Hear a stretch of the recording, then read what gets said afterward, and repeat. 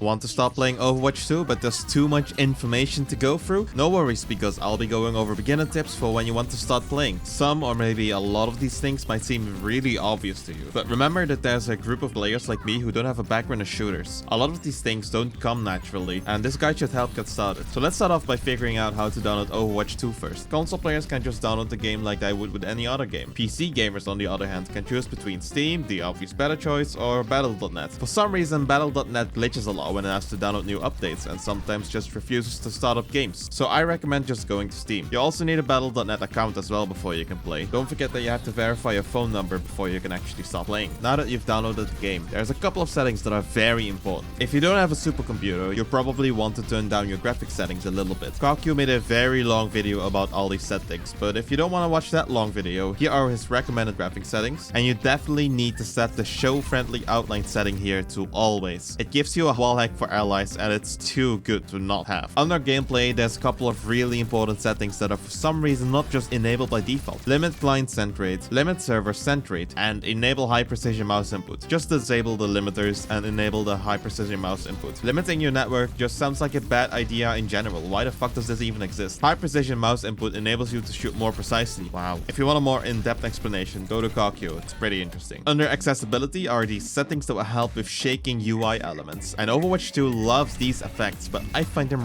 really annoying when you just want to know how much health you have, but the game just shakes it around too much. The color blindness setting here is really great because you can change the UI colors. I find the default colors way too dark for clear, instant, snappy invisibility, especially for faraway enemies or darker maps. And I set my enemy UI color to yellow and my friendly UI color to neon blue. If you don't really care for maximum performance, feel free to change these colors here. I've seen people pick different colors and wow, it makes things look pretty. Let's go over mouse settings. Sorry console players, I don't have anything for you here. The most basic setting that you need here are on the mouse properties in Windows 10. If you're on a Mac, I'm sorry, I can't help you. And if you're playing on a trackpad, moving on. This pointer speed here has to be in the middle. This setting multiplies or divides whatever your mouse registers, and it makes everything extremely imprecise unless you have it right in the middle. Enhanced pointer precision is a way to make mouse movements easier if you have a cheap mouse, like the ones you get on school computers, if that's still a thing, I'm not sure. Oh god, I'm a dinosaur. It lowers or increases your sensitivity based on how fast you move your mouse, but all it does in Overwatch 2 is that it doesn't allow you to learn how to aim properly. Chances are that you have a gaming mouse with a DPI setting or dots per inch, and if you don't, then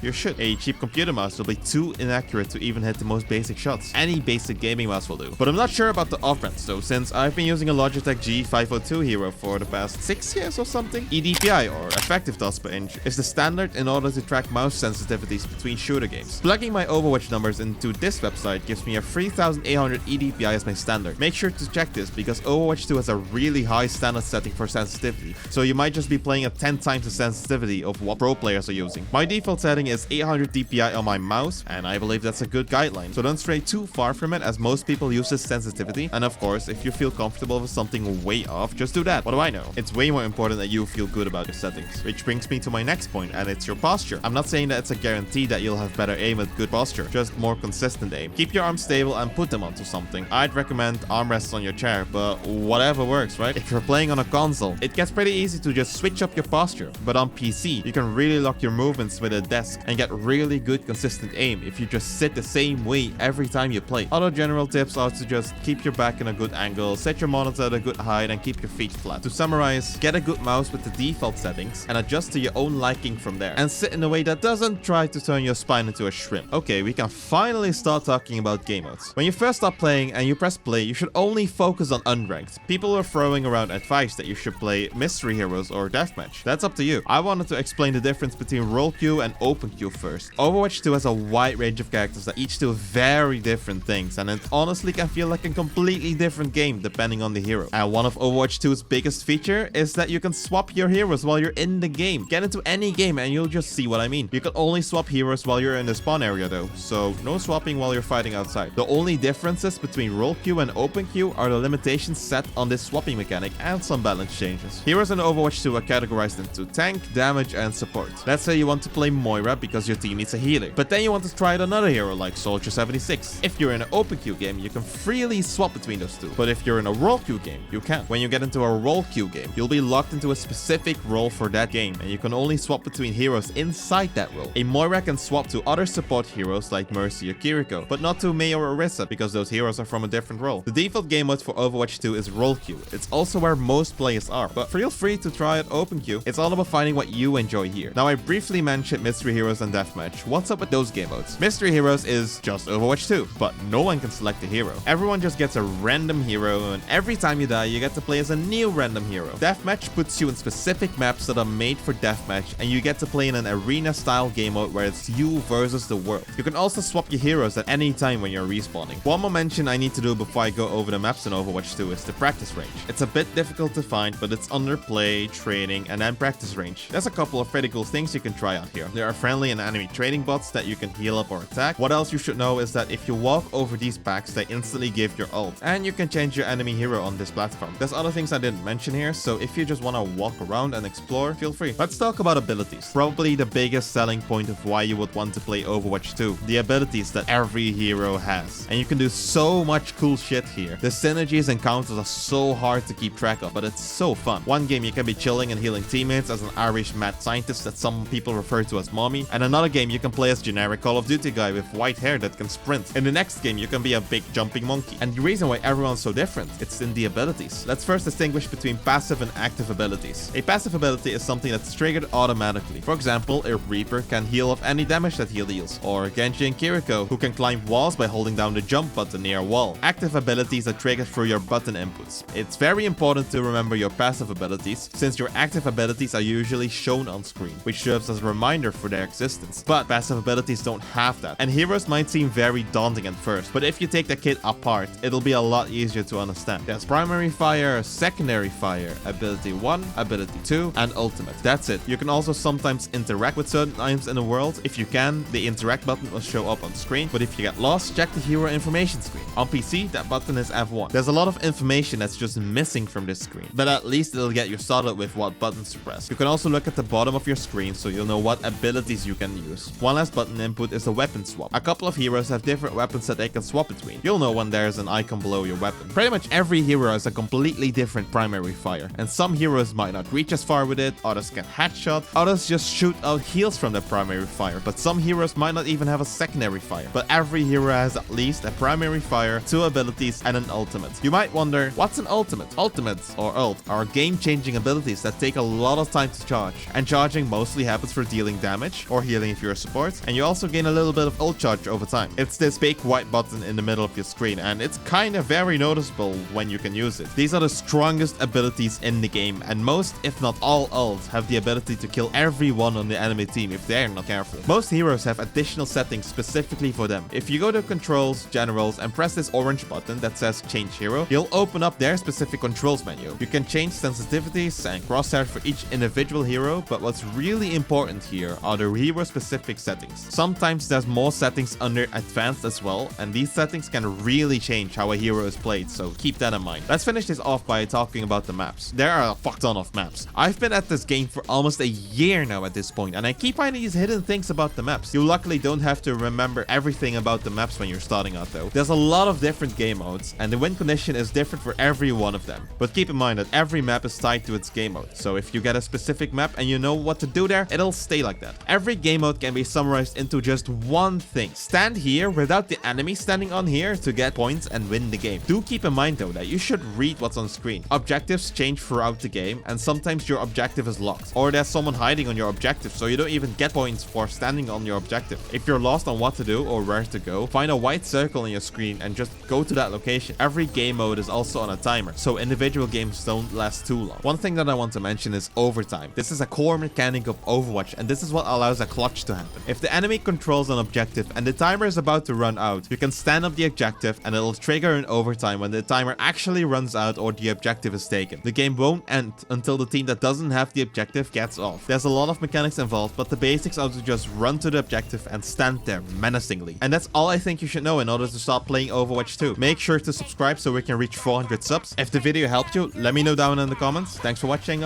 bye.